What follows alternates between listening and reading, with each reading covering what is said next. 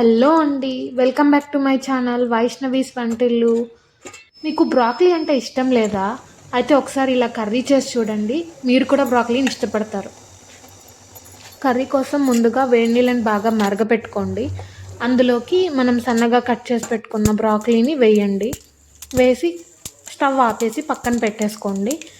తర్వాత ఒక ప్యాన్ పెట్టి ఆయిల్ వేసి ఆయిల్లో పోపు దినుసులు వేసి తర్వాత అందులోకి గ్రీన్ చిల్లీ ఒక 2 or 3 వేసి 2 ఆనియన్స్ సన్నగా కట్ చేసి పెట్టుకున్నవి వేసి బాగా మగ్గనివ్వండి. ఇలా ఆనియన్స్ కొంచెం మగ్గిన తర్వాత అందులోకి కొద్దిగా 1 టేబుల్ స్పూన్ ఆఫ్ అల్లం వెల్లుల్లి పేస్ట్ వేయండి. వేసి కలపండి బాగా.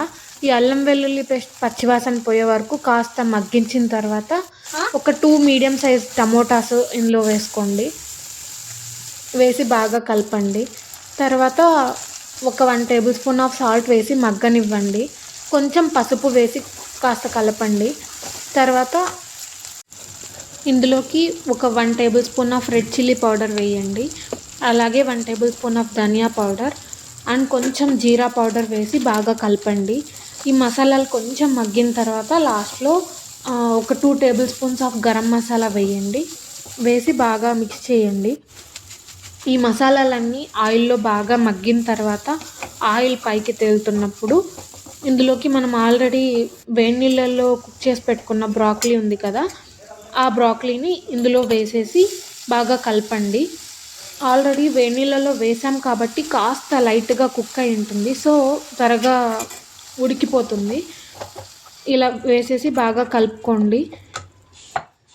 తర్వాత ఇందులోకి పుట్నాల పప్పు పొడి కొంచెం ఒక టేబుల్ స్పూన్ వేసుకోండి. ఎందుకంటే కూర చిక్కదనం కోసం ఒక 1 టేబుల్ స్పూన్ ఆఫ్ పుట్నాల పప్పు పొడి వేయండి. లేదా మీ దగ్గర అది లేదు అంటే గ్రౌండ్నట్ పౌడర్ అయినా వేసుకోవచ్చు. తర్వాత 2 కప్స్ ఆఫ్ వాటర్ వేసి ఒక సిమ్లో పెట్టి 5 minutes మగ్గనివ్వండి.